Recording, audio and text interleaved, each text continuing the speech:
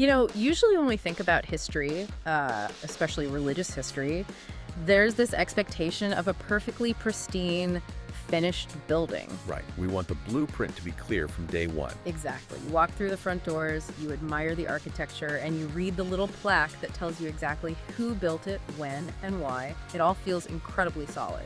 We really prefer our origin stories to have the foundation perfectly marked out, the walls built in order, and, every participant clearly categorized. But then you step into the world of late antiquity, specifically into the shifting sands of 7th century Arabia. And suddenly you realize you are not looking at a finished building at all. Not even close. You realize you're standing in the middle of an active, chaotic archaeological dig. Yeah, it's incredibly messy. And the building that is supposedly standing there, it looks like it was constructed using stones salvaged from like 3 older temples, painted over to look brand new. Right, and the supposed original blueprint was actually drawn up 150 years after the roof was finished.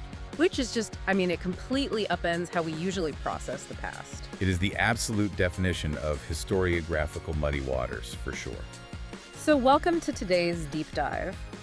We are looking at a truly fascinating dossier of academic research and historical texts that explore a monumental question. Specifically, how does a major world religion construct its own origin story? Right, and today we are specifically examining the origins of Islam. Which is a heavily debated topic right now. Definitely. Now, if you are listening to this, you might be familiar with the traditional narrative. The story usually goes that Islam emerged suddenly, almost out of a vacuum, in a purely pagan Mecca. A beacon of monotheism flashing to life in a sea of idol worshippers. Exactly. But the sources we are unpacking today reveal a massive, intense, scholarly debate about a supposed missing link in that narrative. And this debate matters because we aren't just trying to figure out what happened in the desert 1,400 years ago. Right, it's bigger than that. Much bigger. We are untangling how later generations remembered it, recorded it, and actively shaped it. We're dealing with a layered puzzle here. A puzzle of text, memory, and reconstruction. Precisely. First, you have the original text. Then you have collective memory. And finally, you have historical reconstruction by empires trying to justify their own existence. So our mission today is to cut through those layers. We are going to explore the mystery of the Hanifs. These supposed pre-Islamic monotheists. Right, the Hanifs. We're also going to dig into a theory called the Believers Movement, which might completely change how you view the earliest days of this community. It's a paradigm-shifting theory. It really is. And finally, we are going to trace the messy, violent transition from the fluid religious world of pagan Arabia to a codified, rigid Islamic empire. To start making sense of all this, we really have to tackle the Hanif problem first. The Hanif problem. Okay, let's unpack this. Because in the traditional accounts I've read, the Hanifs are described as these heroic pre-Islamic individuals. Right, the righteous few. Yeah, people who rejected idols and practiced a pure, untainted monotheism before the Prophet Muhammad even arrived. And the Quran itself explicitly mentions the word Hanif. It does, yes. So why are modern historians so skeptical about them actually existing as a distinct group? Well, the skepticism comes from how the Quran actually deploys the word. When you look closely at the text, Hanif is never used to describe a social group. Wait, really? It doesn't describe a specific community? No, it isn't a sect, a movement, or a distinct community living in Mecca with their own meeting houses. Instead, it is used as an idealized religious posture. Oh, interesting. And it is very specifically tied to one major figure, the patriarch Abraham. The Quran uses it to describe Abraham. Repeatedly. The text goes out of its way to emphasize a specific point. It says Abraham was not Jewish, and Abraham was not Christian, he was a Hanif. Okay, I love this, because looking at it from a modern perspective, it's like establishing a primordial brand identity. That's a great way to put it. By linking your new movement directly back to Abraham, the ultimate original patriarch, you completely bypass the authority of your existing competitors. Yes, you bypass Judaism and Christianity entirely. You're saying, we don't need your centuries of traditions or your clergy. We are going straight to the original source. That aligns beautifully with the work of scholars like Angelica Neuwirth. She argues that when the Quranic text uses the word Hanif, it isn't attempting to describe an objective, on-the-ground historical reality of 7th century Mecca. So it's not a documentary. Exactly. It is doing theological heavy lifting. It is constructing a normative identity.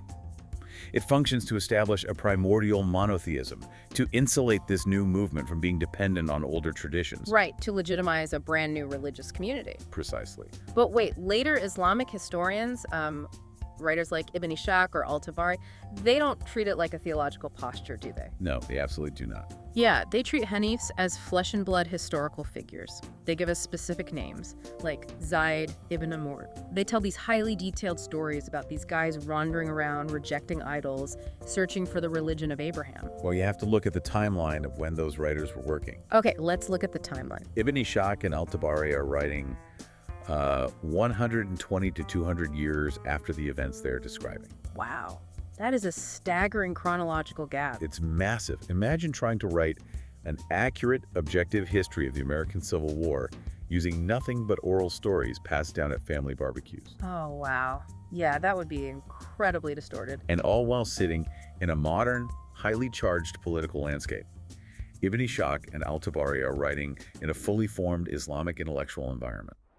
The Abbasid Empire has already been established. Right, the theology is being heavily codified by then. Exactly. So they are projecting their present back onto the past. The historian Patricia Crone calls this retrospective construction, right?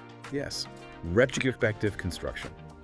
The theory suggests the early Muslim community, as it solidified its distinct identity, needed historical continuity. They needed an origin story that fit their current status. Right. They needed to prove that the seeds of Islam were already present organically in Arabia, not just imported from the Byzantines or Persians. But how do historians actually prove that a text was written retroactively? Like, how do they know it's a projection? They look for anachronisms. Oh, like a wristwatch in a medieval movie? Exactly. For instance, when a story from the 7th century uses highly specific legal or theological vocabulary that we know wasn't invented until the 9th century debates in Baghdad. Oh, that makes sense. It is a dead giveaway that the story has been colored by the later author's environment. So a purely theological concept in the Quran, the Hanif, morphs into a biographical category over 2 centuries of storytelling. Okay, so if the later texts are essentially theological projections, we have to look for physical footprints, right? Because people leave evidence. They build temples, they dig graves, they carve their names into rocks. If a group of pure monotheists called Hanifs existed in pre-Islamic Arabia, surely archaeologists have dug something up. Archaeologists have found absolutely nothing. Wait, really? Total silence. Total deafening silence. You're kidding, not a single inscription. Not one. The historian Robert Hoyland emphasizes how glaring this silence is because the Arabian Peninsula is actually covered in pre-Islamic inscriptions. So it's not like they just didn't write things down. No, we have thousands of them. We have Sapphitic and Nabatean rock carvings mentioning the deity Allah. We have massive amounts of material evidence for prosperous Jewish communities in places like Himyar. Okay, so the Jewish communities are well documented. Very well documented. We have records of Christian Arab tribes. We even have countless polytheistic dedications to local gods. But no Hanifs. We do not have a single piece of material evidence identifying a Hanif community. That feels like the final nail in the coffin for the idea of a structured, organized Hanif movement. It forces us to look elsewhere, specifically into the linguistic puzzle of the word itself. Let's get into that because the word Hanif has to come from somewhere. Does the Arabic language give us any clues? The standard Arabic root theory points to the letters H and F, which means to incline or to turn away. Okay, so the traditional implication is that a Hanif is someone who righteously turns away from the error of idolatry and inclines toward the truth of one God. Exactly, that's the standard view. Which makes logical sense on the surface, but knowing how messy this history is, I'm guessing there's a competing theory? Oh, absolutely. A much more complex, high-stakes academic argument exists, championed by linguists like Francois de Blois. What does he argue? He looks outside of Arabic, specifically at Syriac. Syriac was the major liturgical and cultural language of Middle Eastern Christianity at the time. Kind of like the intellectual lingua franca of the region. Yes, exactly. And in Syriac, the word hampa actually means pagan or Gentile. Wait, hold on. Why on earth would a new monotheistic movement name its ideal ultimate believers after a Syriac word that literally translates to pagan? It seems strange, doesn't it? That seems incredibly counterproductive. Honestly, it sounds like a scholarly reach. How do we know it isn't just a linguistic coincidence? It sounds bizarre until you factor in a rhetorical tactic called polemical reversal. This happens constantly in religious and political conflicts. Polemical reversal. Okay, how does that work? You take a negative, derogatory label used by your dominant opponents, and you flip it into a badge of supreme honor. Oh, I see. Like a political campaign taking an insult hurled by the media and printing it on their own bumper stickers to own the narrative. Exactly that dynamic. The entrenched Christian authorities of the era might have looked at the Arabs and said, you are Hanpai, you are Gentiles, you are pagans outside the covenant of God. And so the Quranic response is essentially a brilliant subversion. Exactly. It's saying, yes, we are Hanif. But we are not part of your endless sectarian arguments. We belong to the original, pure tradition of Abraham, who predates your covenant entirely. Wow. Taking the insult and turning it into a claim of ancient supremacy? It reframes the entire debate. To make sense of this, historians often use two frameworks. Let's call them Model A and Model B. Okay, Model A and Model B. Model A is the traditional view. The Hanifs were an organized, card-carrying group of Arab monotheists existing alongside Jews and Christians. But we've established the rocks and the texts don't support Model A. Right, total archaeological silence. So what is Model B? Model B looks at late antiquity not as a world of rigid, walled-off religions, but as a fluid, messy soup of religious debate. A fluid soup, I like that. In that environment, you had scattered, independent individuals rejecting idols and seeking higher truth. You had God-fearers hanging around Jewish synagogues without fully converting. And, independent ascetics wandering the desert. So it was more of an intellectual vibe than a structured church. Exactly. The scholar Gerald Hotting pushes this even further. He suggests the pagans the Quran argues so fiercely with might not have been dancing around stone idols at all. Wait, really? Who were they then? They might have been other monotheists who simply had incorrect theology. Incorrect in what way? People who believed in one supreme God but associated lesser angelic or divine beings with him. If Hotting is right, the line between a Hanif and a pagan wasn't about bowing to statues. It was a high-level theological dispute about the absolute oneness of God. Precisely. Okay, let's step back because this leaves a massive historical hole. If Islam wasn't born out of a distinct, organized Hanif movement, and early 7th century Arabia is just this fluid, late antique soup of Jews, Christians, and independent seekers who actually were the people conquering the Middle East in the 630s. I mean, what did this earliest community look like before the empire drew its borders? The answer to that lies in one of the most critical paradigm-shifting documents we have from that era, the Constitution of Medina. I've seen this referenced in the sources, and the contents are mind-blowing. It completely shatters our modern assumptions. The Constitution of Medina dates back to the time of the Prophet, shortly after he migrated from Mecca to the city of Medina. Right, and Medina was a pretty fractured place at the time, wasn't it? It was a fractured agricultural oasis, torn apart by tribal violence, and he was brought in to arbitrate. This document lays out the foundational rules for the new community, known as the Ummah. And the shocker is in the membership list, right? Yes, the document explicitly lists the Jewish tribes of Medina as part of the Ummah, standing alongside the early followers of Muhammad as one community. So the early movement wasn't a gated community, it was a big tent revival, a coalition. The historian Fred Donner famously coined the term the Believers Movement to describe this. The Believers Movement. To grasp Donner's theory, you have to understand a massive linguistic shift that most people today completely miss. In the modern world, the words mu'min, which translates to believer, and Muslim, which translates to submitter, are used interchangeably. Right. I assume that wasn't the case in the 7th century. They meant vastly different things. Mu'min comes from an Arabic root implying security, trust, and deep interfaith. It was an internal, rigorous spiritual state. Okay, so that's the internal part. What about Muslim? Muslim, however, comes from a root meaning submission or surrender. It was an outward, legal, or political status.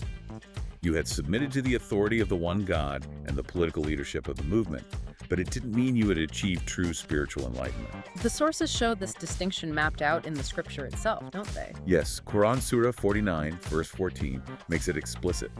God specifically instructs certain Arab tribes who had just joined the movement. What does he tell them? God tells them, do not say we believe, do not call yourselves mu'min, instead say we submit. Call yourselves Muslim, because faith has not yet entered your hearts. Wow. So there was an actual hierarchy. Being a believer, a mu'min, was a higher calling than just being a Muslim.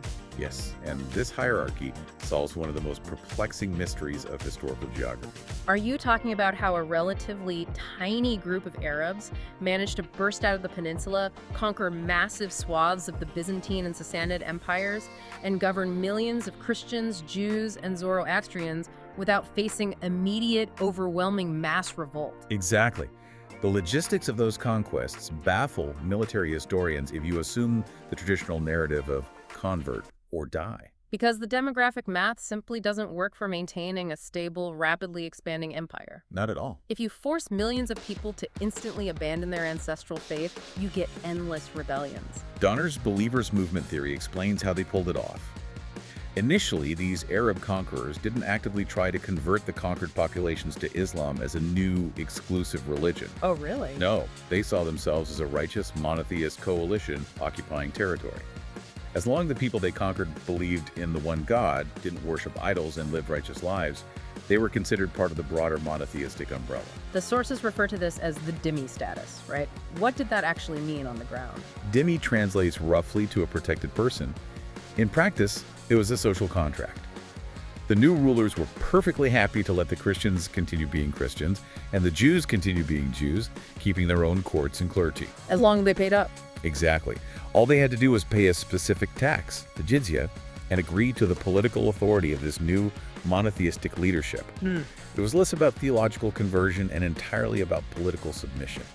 It's an incredibly pragmatic, ecumenical approach to empire building. It was a very wide tent. But, tents don't stay open forever. Empires inevitably crave borders. They crave clear definitions of who is in charge and who is subordinate. That is the nature of empire, yes. So when did this massive monotheist coalition start checking membership IDs? When did the big tent close? The shift happens in the late 7th century under the Umayyad Caliph Abd al-Malik, who ruled from 685 to 705. Abd al-Malik. Most critical historians view Abd al-Malik not just as a ruler, but as the second founder of Islam. Second founder is a massive claim. What did he actually do to earn that title? He orchestrated the pivot from a fluid, piety-focused coalition into a rigid, codified state religion. And the evidence for this pivot is literally carved in stone and stamped on metal. Carved in stone. Let's start there. First, look at the Dome of the Rock in Jerusalem, which was completed under his reign. It's a gorgeous piece of architecture, but what makes it a theological border? Its location and its text. It is built right on the Temple Mount, overlooking the Church of the Holy Sepulchre. It is a massive architectural billboard pointed directly at the Christian Byzantine Empire. Okay, so it's a statement piece. A huge statement piece. And the Arabic inscriptions inside the dome don't just offer generic praise to God, they explicitly and directly challenge Christian Trinitarianism. Oh, wow. They declare that God does not have a son. That is drawing a very hard line. You're no longer just fellow believers with the Christians. You are officially defining your theology against theirs. Yes. The second piece of evidence is economic. It is under Abd al-Malik that we see the very first use of the name Muhammad on official state coinage. Wait, what were they using before? The early Arab conquerors were actually minting coins that directly imitated Byzantine and Persian coins.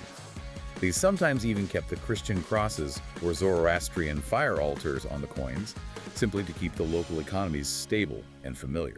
That shows just how incredibly fluid their early identity was. They cared way more about stable markets than theological branding. Abd al-Malik ends that entirely. He completely overhauled the imperial economy, introducing purely epigraphic coins featuring only Arabic script and declaring the prophecy of Muhammad. So it was a visual daily declaration of a distinct identity in the hands of every single merchant and citizen. Exactly.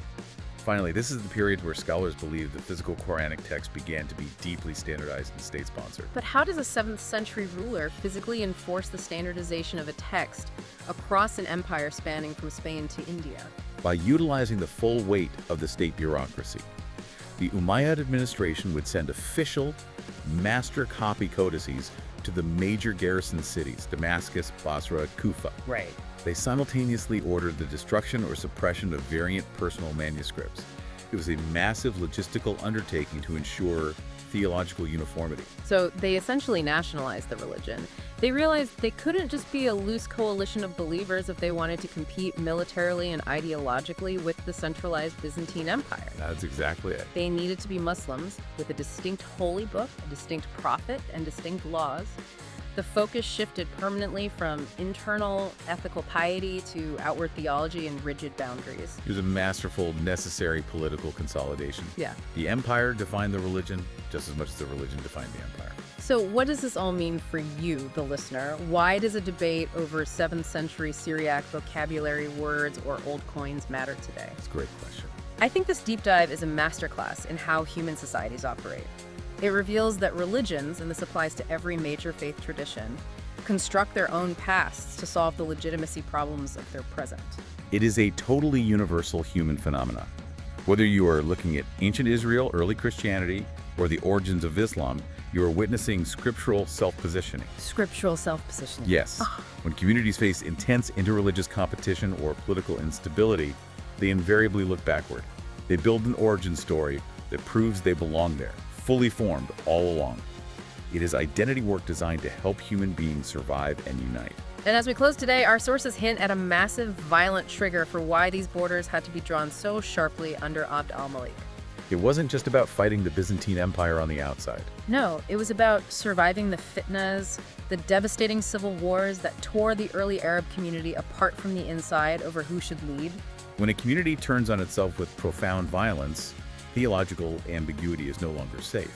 Right, you need to know exactly who is on your side. You need to know definitively who is orthodox and who is a heretic. You need to know who is in and who is out. I want to leave you with a lingering, provocative thought to mull over on your own. When you look at the towering architecture of any major world religion, how much of what we consider to be timeless, divine, and unchangeable theology was actually born out of the messy, desperate political necessity of surviving a civil war? It's a powerful question. How many sacred blueprints were drawn up not by prophets on mountaintops, but by rulers just trying to keep the roof from collapsing today? Thank you so much for joining us on this deep dive. Keep looking at the ruins, keep reading the stones, and keep questioning the histories you inherit.